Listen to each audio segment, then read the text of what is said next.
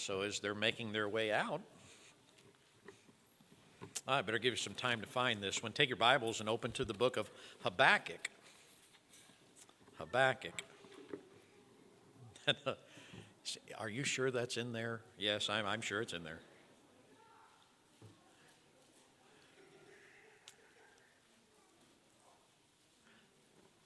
Habakkuk. Chapter number 2.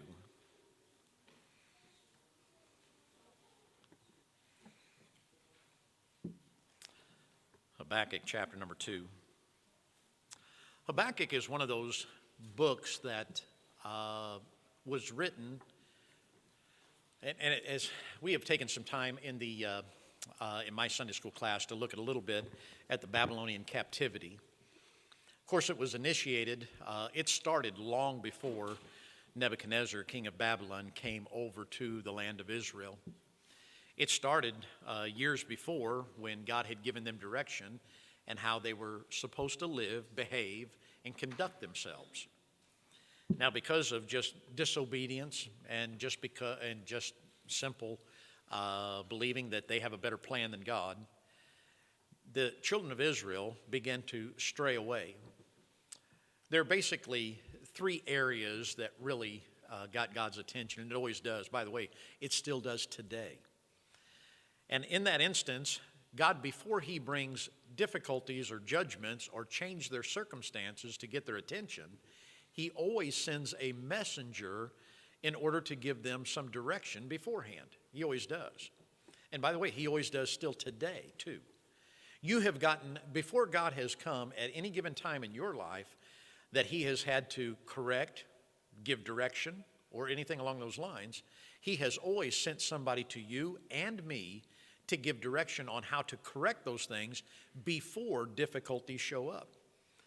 You know, that's the way that God has instructed us as parents to do with our children also. Make sure that you tell what is expected, and then if that rule or what you have stated is not followed, then there may be some correction that takes place. And God is a good father in that manner. He always gives us instruction beforehand. By the way, it comes to each and every one of us. It doesn't matter who you are, it doesn't matter where you're at. God is interested in you doing what is right because he understands that those things that are wrong are going to cause you and I problems just because that's the way life is set up. He has given us a pathway to follow that doesn't mean always it's without problems. It doesn't mean that it's not always without difficulties, because sometimes the greatest lessons that are learned are through difficulty. And so he understands that sometimes those lessons have to be taught and have to be learned. And I can remember that maybe you've done this, or maybe you've been involved with this at some point or another. But in the process of learning, sometimes your parents finally came to a point where they shook their head and said, he's just going to have to learn the hard way. And sure enough, you learned the hard way, but you learned that lesson. Because all the direction and all the instruction that a parent could give you does not come to light as well as that great big thing showing up right in front of you and you got to deal with it. God knows that that's humanity, and that's the way we operate to some degree because we have a sin nature. It all boils down to pride. You're not going to tell me what to do. Okay, go lick the wall socket. See what happens then. You know, we get crazy ideas sometimes that those that are telling us what to do have no idea what they're talking about. Now, in some instances, that probably is the case. But in many instances, if it's a person that loves and cares for you, it's not because they're trying to bring you harm or stop you from having fun.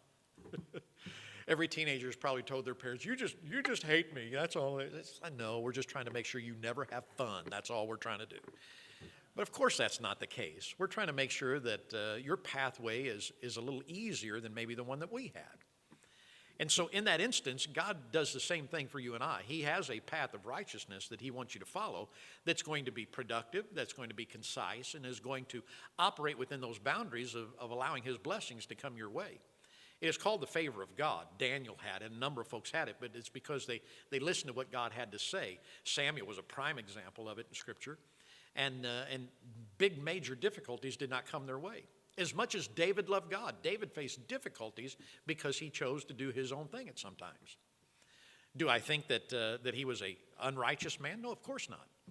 But it doesn't matter who you are, and every person in this room right now, in the time spent between the doing of wrong and doing of right is oftentimes spent justifying doing the wrong. It's just at a point where we finally come and say, nope, not going to do it. Even if it seems like it's going to bring me something that I want, not going to do it. I'm not willing to step past that boundary of what I know to be right in order just to get something I want. At that point, that's a lot of growth. That's a lot of character. It's a lot of discipline. But it's where you begin to find where God gives you added enticements, blessings, and things that will be very, very profitable for you for the future. But before those things, he oftentimes tells us what not to do and what to stay away from. He puts those great big caution signs up so that we don't get involved with them. Habakkuk was one of the prophets that came before Nebuchadnezzar showed up. He told the children of Israel where they were having some problems and where they were showing up in difficulties, and he mentions them in chapter number 2. We'll look at them this morning. In that instance, as he is telling this entire group of people how to live and what they should do. Now, it's not because he's trying to make everybody a robot. That's not it. Everybody's an individual, and God understands that very clearly. But there's some very big and blatant things that he knows very clearly not to get involved with. He mentions them even this morning. But if you found Habakkuk, now all of that introduction so that you have time to find Habakkuk. Habakkuk chapter number 2, we're going to read verses 1 through 5 this morning. Habakkuk chapter number 2, verses 1 through 5. If you found that, could we stand for the reading of God's word? I'll read the first verse if you'll join me on the next, and we'll read down through verse number 5 this morning. Beginning in verse number 1, the Bible says, I will stand upon my watch and set me upon the tower, and will watch to see what he will say unto me, and what I shall answer when I am reproved. And the Lord answered me and said, Write the vision and make it plain upon tables, that he may run that readeth it. For the vision is yet for an appointed time, but at the end it shall speak and not lie. Though it tarry, wait for it, because it will surely come, it will not tarry. Behold, his soul which is lifted up is not upright in him, but the just shall live by his faith. Notice verse number 5. Yea, also, because he transgresses by wine, he is a proud man, neither keepeth at home, who enlargeth his desire as hell, and is as death, and cannot be satisfied, but gathereth unto him all nations, and heapeth unto him all people. You see, Habakkuk is making it very clear that there's some times that things need to be clarified. There's some things that need to be done in order to see what is going to happen in the future. Part of that is, now, we can't see the future, but we can have some aspirations on what we can expect. In other words, if you do right, you can expect that right will come your direction. But you can expect if you do wrong and injustice that those very same things are going to come your direction. Here in the last few verses, he is making it very clear, yea, also because he transgresses by wine, in other words, a worldly pleasure. He is a proud man, neither keepeth at home, who enlargeth his desire as hell. He's saying, you're wanting more of this earthly pleasure than God's righteousness. He says, and it's going to come around, that's going to be your only reward. We want to look at that this morning, and so we want to look at heavenly rewards. Heavenly rewards. Father, I do ask that you'd please help us this morning. Help us to see your will, and I want you to help us, Lord, to follow in your path. Help each and every one of us, Lord, to see what we should for thy sake. Thank you again for your kindness in Jesus' name. Amen. You may be seated. Habakkuk God has given him some insight into what's going to take place next. He has given him some direction as far as what's going to happen in the future. You know, a little bit like a good parent understands what will happen with a young person, a child that is not willing to pull their weight, so to speak, that is not willing to do the best that they can, that is not willing to work as hard to do certain things, or whatever the case may be. We understand that sometimes motivation is necessary. If you want something that's positive, then there may be some work that needs to be put into it for the positive. If you want good results, then you may have to put some effort into things to get those positive results. I can still remember, and it amazes me that I was all the way in college before I understood the saying that my grandmother used to say. Because, you may make statements, oh, I wish this, oh, I wish that, oh, I wish this. And my grandmother at times, and I heard her say it just a few times necessarily, but she would look at me and she'd say, Cotton Top, that's me. she'd say, spit in one hand and wish in the other and see which one fills up faster. I'd scratch my head and I'd say, I don't understand, Grandma. I don't know what you're talking about. I was in college till it finally dawned on me what she was talking about. If you want something to happen, make it happen. You can wish in one hand, nothing's going to happen. But if you can spit in the other hand, something's going to happen. And so it was a long time till I figured out if I want something to happen, then I've got to put some effort into it. Because just wishing it'll happen usually doesn't make anything happen. And in that instance, it is a reminder here that God is telling us, if you want some positive results, it may be that you need to make sure that you involve yourself in some positive activity to bring that to light. And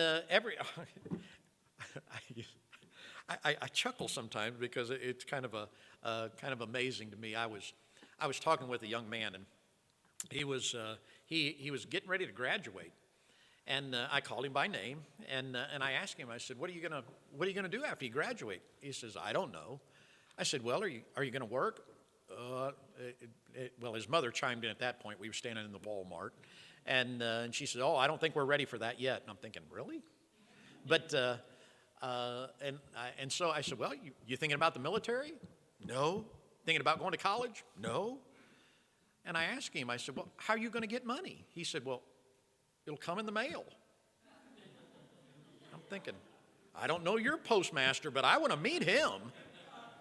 Because it doesn't come in the mail. It don't work like that. Then I had to figure out, oh, that's the way Mom gets it. And so, but he just presumed that somebody just sends money. Now, in that manner, most of us understand very clearly that's not usually the way that it works. Now, if you're at a point of retirement now, yes, it should come that direction because you've put your time and effort in. But in that instance, when you're a young person, when you have the strength of youth and you have the ability to be able to work and earn, there's some things that you need to consider. I remember as a young person, I wanted a car. And the first car I really wanted to buy was a Barracuda. I did. I looked at it, had the 383 in it, and it had the Mickey Thompsons on the back and the Krieger wheels. And I was excited. I really was. The guy was selling it, and he worked at the same place that I was working at. I'd been saving up money and things of that nature. And so I asked my dad, I said, "Would you come look at it?" If I really wanted to buy it, I probably shouldn't have done that. Because when Dad showed up, we looked at it, and as soon as he got out of the car, he looks at it. And so we went through and we looked at the inside, we looked under the hood and things like that. And his first statement to me was not with enthusiasm. And I thought, okay, he's going to give me words of wisdom now. "What do you think, Dad?" And he said, "You don't want that car." And I'm thinking, you don't know me very well, do you? I do want this car. And he said, "You don't want that car." And so I said, "Well, why?" He says, "Do you want to drive it or work on it?" "Well, I don't mind working on it." He said, "Well, do you want to have to do it to drive it?" And I'm thinking, I always have to work on the mower before I mow the grass. No, I don't like that. I don't enjoy that at all. And so he said, that's what that is right there. That's a project. If you're wanting to drive something, you don't want that car. And so I remember going over and telling the guy, "No, I don't think I'm interested." I was. I looked at what I thought was there, but Dad, from experience, understood very clearly what was there. Now, later on, just a day or so later, he said, "Son, there's a fellow at work," he said, that's selling a car. He said, it's solid. He said he's driven it to work for a little while now, but he's interested in selling it. And he put some new things on it, and he's just wanting to get his money out of it, but he's wanting to sell it. And I asked him how much. He told me. And I said, "Well, what is it?" He said, "It's a '74 Dodge Charger." He said, it doesn't have as big of a motor as that other one. And he said, but it's 318, but it's solid. He said, and it's in decent shape. And even though it wasn't brand new, I was excited to figure out, well, if Dad thinks that this is a good plan, then probably this is not a bad plan. And I drove that car and did almost no work on it whatsoever. And it was kind of funny because there's three things that I want now in a car. I told a dealer this one time. I said, I want the 3 C's right now. And he said, what's that? I said, I want it to be quiet, cold, and comfortable. And he kind of laughs and says, oh, that's pretty good. I was waiting for him to catch on because quiet doesn't start with a C, but he never really caught on, so he wasn't going to argue with me, I guess. But in that instance, because, I put a dual exhaust on it. It had that nice throaty sound to it. It had a tired Carter carburetor, so I could never spin the tires like I wanted to. Oh, I couldn't get the acceleration where I wanted it. And but in that instance, I ended up going to college and bought a much more economical car after that. But because I was going to put an Edelbrook manifold on it and a 4-barrel, and I still want to build a car. I really do. And so, but in that instance, there was some things that sometimes wisdom will tell you. Direction and instruction will give you some insight into what you want next. Because sometimes what we see that we want is not exactly what we need. Sometimes what we think that we really desire to have is not exactly what's going to be to our benefit. And God understands that very clearly for you and I in our daily lives also, in our relationships, in our employment, in the things that we want to do for our future. He knows very clearly what needs to happen next. For all of us to presume that, boy, it sure would be nice if the bank would just give me money, we know very clearly that's not the way it works. We know that we must deposit something in there before we can take something out. And so God understands that sometimes an investment with our time and effort into what we want to take place is going to be to our benefit. But there is always those things that are pulling from that, and always those things that are trying to take those things away from you, and oftentimes those things that are removing those things from us. And sometimes it's not because it's life just doling them out. It's sometimes of our inability to see that a difficulty is right in front of us and participating in something that we should not. For instance, a young person that, when Brother Don Deal comes and he teaches on finances on the Wednesday evenings now, and I'll probably schedule it another year or so, but Don has he has been a millionaire a couple times over now for a long, long time, and he has instructed the young people on how to get started with some simple investing so that later on in life, when it comes time to retire, that they're going to be much better off. And you continue to work. And I think it has benefited a number of our young couples. I think it honestly has. And it gave me insight into trying to help and trying to manage things in the future. Beginning in the ministry, we didn't have anything. And we don't have a whole lot now. I've already told you before. You break into my house and try to steal something, you'll say, oh, my lands. You'll go buy groceries to bring back. It's like, oh, I don't know what in the world these people are doing. But in this instance, it's just one of those things where you may not have a lot, but the truth is, I want to leave something for my family. I do. I want to make sure that they have something along those lines. Because just starting off, you didn't have anything, so you didn't, and no one gave me the instruction and education on how to plan for the future. Time can be your friend. And so I was always allowing those things of life to take from those little bit that I did have. And I didn't have to. That's the whole problem. God here has given direction to his people because he's saying you're allowing these things that are taking you off the focus of how to be a productive person, how to have me in your life, and how to have God take care of your needs. And in that instance, he says these things are coming up in your life, and now you're allowing them to take from you till now it's a deficit and not an asset.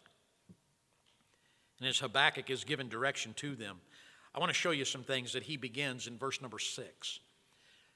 Verse number 6, one of the very first things is this. He says, shall not all these take up a parable against him and a taunting proverb against him and say, notice the word that he uses, woe. Whenever that word is used, of course it's used even in the book of Revelation, he is reminded here that this is something where it means stop and consider what's going on. He comes to the children of Israel now. Before Nebuchadnezzar ever comes to Jerusalem, before that troubling army comes to Jerusalem and begins to devastate and begins to kill and begins to steal and take captive those individuals, he says, before this happens, I want you to understand why it's going to happen if you don't turn from this. He says, woe to him that increaseth that which is not his. In other words, they got assets or money that they didn't earn. That they were willing to take something from someone. They were willing to steal, willing to do things, and here's the word, unjustly. They were willing to use fraud, and they were willing to use those other areas. And so God reminds you and I here, woe when you begin to try to get something that you have not earned. Trying to acquire something that does not belong to you. And God says, I am watching, and a whole group of people, a whole nation of people now are beginning to try to take things that were not theirs. And he made it very clear in this particular instance, woe to him that increaseth that which is not his. They were beginning to try to do things that were unjust. They were not being honest in their dealings. They were trying to steal and be thieves in that manner. And in that, he said, woe, because when you are not going to be honest in your daily lives and in your daily dealings, it is a reminder that God then is going to remove some of his blessing from you and I. You know, it's very easy sometimes to think that you've gotten one over on somebody, but don't think that you've gotten ahead, because you have not. God oftentimes allows that opportunity to come your way to see what you're going to do with it. And the question comes, what will you do with it? Now, if God places something as far as a gift in your pathway, don't refuse it. But at the same token, if you know that you're going to be cheating somebody, and you know that you're going to be getting one over on somebody, and you know that you're not being honest in what you're doing, keep in mind God is watching, and he makes sure to mark that on your character account. Because he can only entrust those that he can trust. And if you want some of the big things that God has to offer, make sure that he can trust you with the little things that he offers you and how you're going to deal with them and how you're going to take them. Look, I've told you before, when I'm working at that trucking company, oftentimes there are things that are damaged. And oftentimes there's things, just the other day, somebody decided to knock over a great big skid of, it was just deodorant. Now, it smelled good anyway. But there was a bunch of it that was just there, laying all over the place. And there were fellas, they were putting them in their pockets and things of that nature. And I picked it up, put it back in the box, put tape around it, just left it there where it's at. They said, look, when it's torn up, they're not going to accept it. You can have it. I said, I don't want it. I haven't paid for it. It's not mine. I don't know who's going to pay for it, and I don't know how it's going to get paid for necessarily. Well, I do know they file a claim on it, and then the company basically has to go through the claim process in that manner. But in that instance, I didn't pay for it. It's not mine. I don't want it. You say, well, but they don't care. I don't care. It's not mine. I don't want it. You say, well, you can take it with you. I don't want to take it with me. Now, if the company comes out and they put a sign on it and says, take it, it's free, then I'll consider it. But until that happens, I know, you say, well, nobody's going to care. I care, because there's a God that's watching. And in that manner, because he's watching, I want to make sure that he understands if I'm going to ever give him the true riches that I need to give him, then I've got to trust him with the little things. And I want him to know that you can trust me with the little things. Because, I would hate to think that for 1 second that they would look on the cameras and say, you took that little $2 thing of deodorant, and so now we're just going to let you go. That ain't going to happen to me like that. I may get fired for 100 other reasons, but that ain't going to be one of them. In that instance, it's just one of those things where God makes it very clear that there's some things that you're not supposed to get involved with because I am watching. Proverbs chapter number 15 and verse number 3 reminds us that the eyes of the Lord are in every place beholding the evil and the good. So when you do those things that are positive, when you do those things that you should, keep in mind, he judged an entire nation because they were being dishonest in their dealings. Notice he punished an entire nation. And Nebuchadnezzar did come from Babylon over to Israel, did come to Jerusalem, did besiege the city, did take Daniel, Ezekiel, and the other craftsmen and took them captive back to the land of Babylon, did devastate the temple, did destroy it, did take those things out of the house of God. Why? Because for one reason, they weren't being honest in their dealings. That's why God says in the book of Proverbs that a just weight is the Lord's delight. There was a time where people would be selling things according to weight, and they'd say, okay, for 1 pound of whatever spice, coffee, whatever it was they were selling at the time. They would put so much on that scale, and they would put a 1 pound weight over here, and when it would balance out, they would pay for that. But what they were doing is they were not making that weight exactly 1 pound. They were skimming off of that, and it weighed a whole lot less than 1 pound. And so they were selling things for a pound and not getting what they had paid for. In that manner, God says, I'm watching. You say, well, it's just a little thing. You understand it's a little thing. Yeah, it is. Even to this day, understand this. The other day I was looking at my trash bill. and I looked, I said, man, this is awfully high. So I called them and I asked them. And so they said, no, it's right. I said, well, you ain't going to get much more money from me because that's too high. And maybe you can explain to me, because I was just paying, for 3 months, I was paying shy of $400. Okay, now, you see what I'm saying? It's like, that's not right. Something's wrong here. And so I called them up, and they said, no, it's right. Then I was looking at the surcharge, and the surcharge jumped up $50 a month. And I said, not for me. I said, I'll find something else. Either that or I'm going to use Brother Terry's method. I'm going to throw it all in the back of the pickup and go dump it once every now and again. Give Wesley something to do. But in that manner, because I was looking at it. And so I said, dear Lord, I said, you know how much it costs them to operate. And I'm paying what they have asked, and I will pay. I'm not going to refuse payment. I said, but it sure does seem awfully expensive. I said, that's quite a bit for one person and one household to be paying. And I said, Lord, so if they're being dishonest, help me to know. And help me to let those things come back on them. Because I'm not interested in being cheated. I'm not. And I go to him who can see all. And so in that manner, it is a reminder that I want to do things justly, but I want to be treated justly also. So in that manner, there is an instance where God is watching. He balances the scale. That's part of what he does. So I'm not afraid to take it to him and say, Lord, I'm happy to pay for what I have asked. But God, in this manner, if they're not doing justly, then I'm asking that you'll balance the scale, please.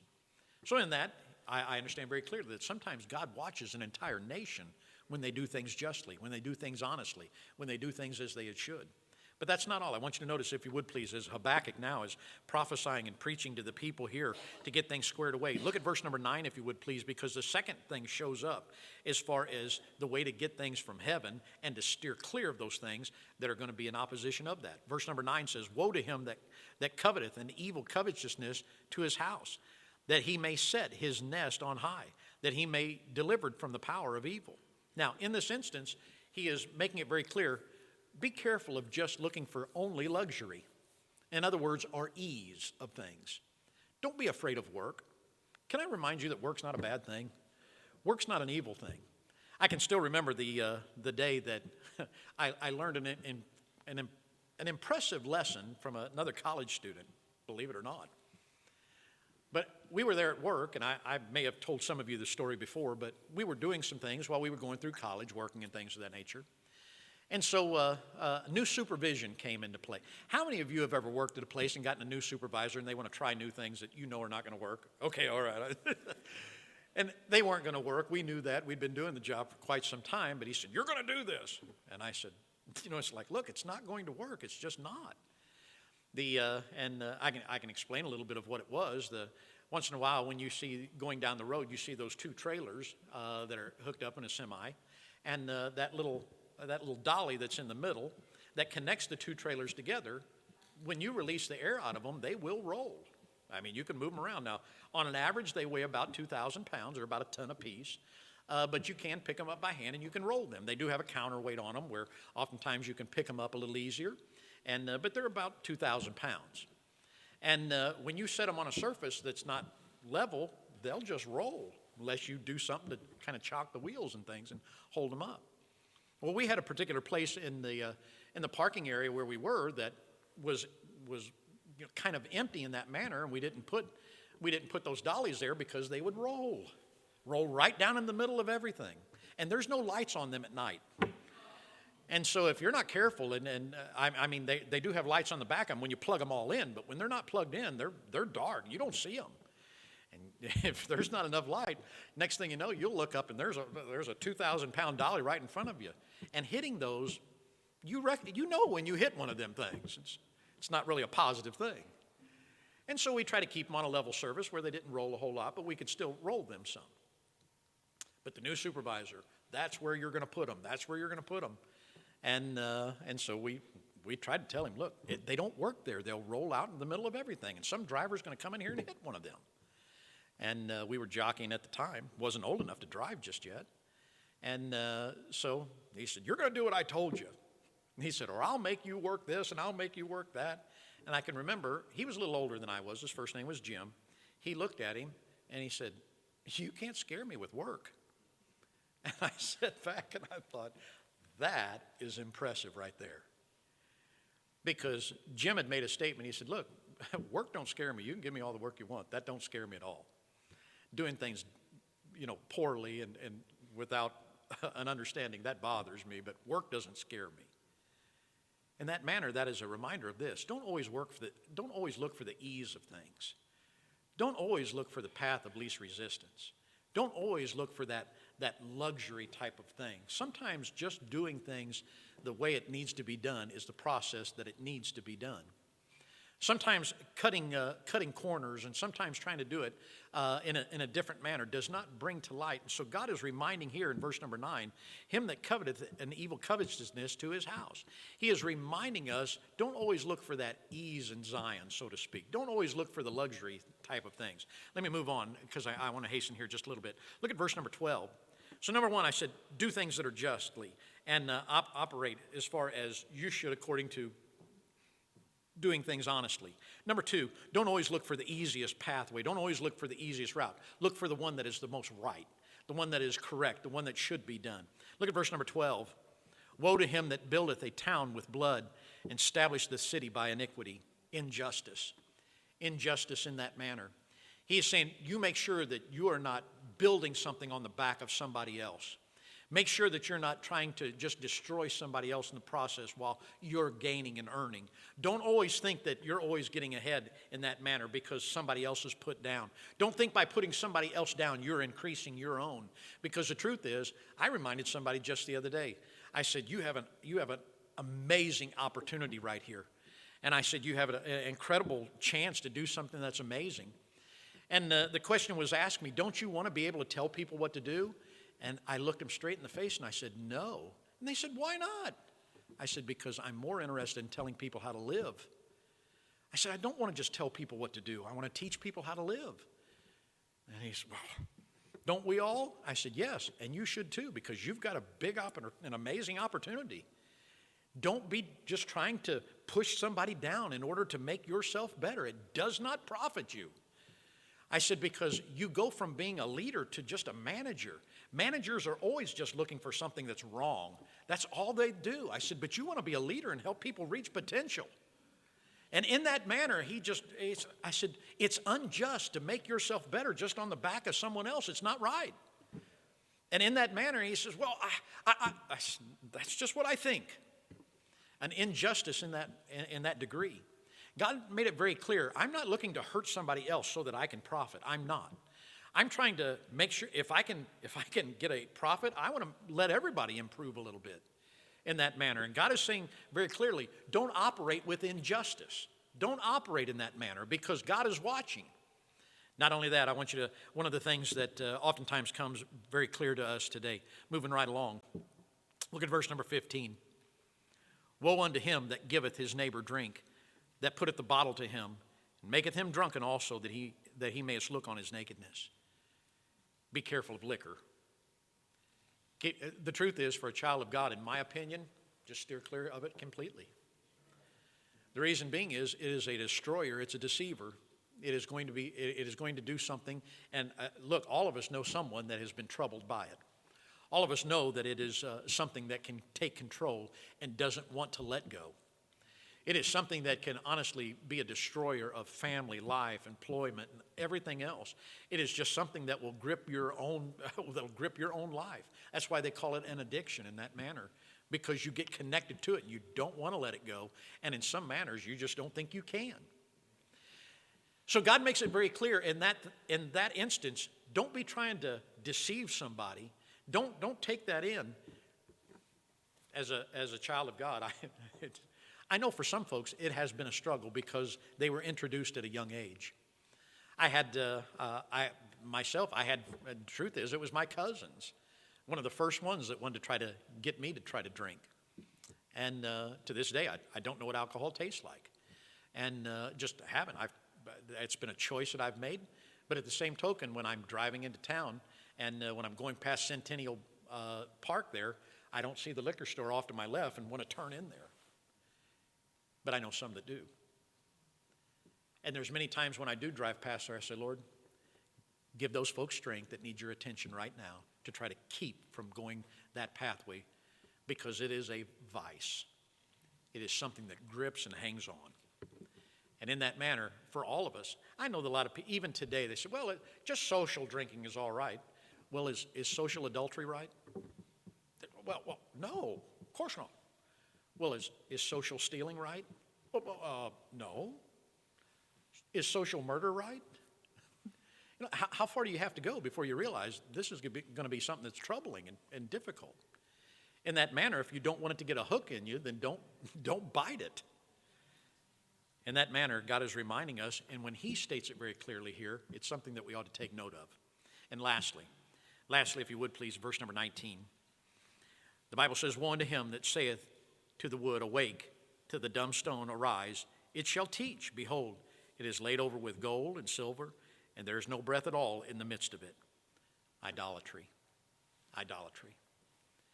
Here we see that the children of Israel were involved with these these 5 things in particular. In that manner, we see that God took note of it. He says you've used a substance to bring entertainment into your life. He says that's going to be troubling. You've not been just in your dealings, and you've tried to build something on the top of someone else. You've looked for a position in order to push somebody else down. You've always looked for the least path of resistance to keep yourself from having to do anything laborious in that manner. And he says, and you've also done things, you've taken money that you have not earned. He said, I've seen all of it, and now you honestly believe that this is a good thing, and you're beginning to fall into the pathway of idolatry. And in that manner, God is making it very clear. Now, he, of course, addresses here a literal idol that is there. But God makes it very clear that sometimes idolatry is this very thing, as I stated even a week or so ago. God is our source. You have got to remember that he is the one that takes care of everything when it all boils down. In that manner, whenever we allow a resource that he gives us to operate, sustain us, to become our source, that's idolatry. If we allow, for instance, God knows that it's going to take labor in order to earn. He knows that. Truth is, Deuteronomy in chapter number 8 reminds us that he is the one that gives us the strength to work and things of that nature. And so that all comes from him. And in that manner, he reminds us of this. Whenever I give you something, for instance, if I give you resources, if I give you the ability, don't think that is the sustainer. Keep in mind, that is just a resource. I am the source. But when you make that resource your source, then all of a sudden, you have now entered into idolatry. God makes it very clear that sometimes there are some things that he's going to provide, he's going to give, but he can also take them away. Let me ask you this morning. What is it that you have or you think you possess that if it was taken away, it would just completely devastate you and your Christianity? I don't want it to happen to anybody. I really don't. I know that we think, well, I've got a good job, but that good job could disappear at any time. See, well, I have resources. I know, but those resources can be annihilated at any time. But let me remind you of something. When everything is taken, when everything is gone, there is still a God in heaven.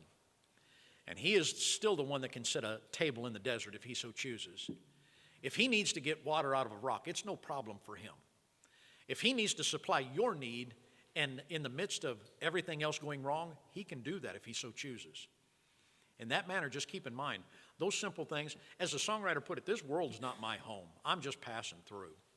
If there's something that you possess right now that you'd say, I don't want God to take that from me, I understand. And that's not an unrighteous thought. There's plenty of things that I would not really want God to take away from me. But if he does, guess what? He's still on the throne. He is still God. And just as Job that had all of his health, all of his wealth, all of his family taken away from him, he still said, though he slay me, yet will I trust him. In that manner, there's still a God in heaven. It doesn't mean that we're going to be completely happy and pleased with everything that goes on. But it does mean that he still sees his own. He still watches. Before God comes to you and I and begins to remove some of the things that keep us intact and keep us in place and keep us where we are, keep in mind that he's already given direction. Be careful of taking things that you have not earned. Be careful of just always looking for the luxury path where you don't have to work for something. Be careful about the injustice. Be careful about the chemicals and the liquor and things of that nature that can get involved with your life. And then be careful of allowing a resource to be your source. Because in that instance, God says, I see what's going on. If it'll destroy a nation, it'll destroy a person. God is coming to you and I and reminding us of the woes that he placed before that. Every head bowed and every eye closed. Father, thank you again for the opportunity to be in your house. A little bit more of a teaching lesson today more than preaching. But God, I do ask that you'd please help us to see the importance and the impact that you make. And God, I do ask that you'd please just work now to accomplish your will. Now with our heads bowed, with our eyes closed, the question comes this morning. Is there something that has been going on in your heart and life that has come between you and God? The songwriter put it like this: nothing between my soul and the Savior, not of this world's delusive dreams. I know that there are some attractive things that this world has to offer. I know that. But you and I won't take one single thing with us. We'll leave all of it behind. The only thing that we're going to take with us is what we have done for him. And in that manner, God is reminding us here that sometimes the temporal things that this world has to offer seem very pleasurable and very exciting and very entertaining. But they oftentimes don't have the lasting value that the joy that walking with God does. And God made it very clear that be careful of following just the pathway of ease. Keep in mind that God is watching. He knows. And he wants you to be the kind of person that you should be for the Christ's sake. In just a second, we're going to stand with our heads bowed, with our eyes closed. The altar's open. Maybe God's spoken to you this morning about whatever this morning that maybe he's working on your heart with. And whatever the case may be, I just ask that you do business with God. He's a good God. He's never failed, and he won't fail you either. Let's all stand with our heads bowed, with our eyes closed. As the instruments begin to play, if God's spoken to your heart this morning, you may come.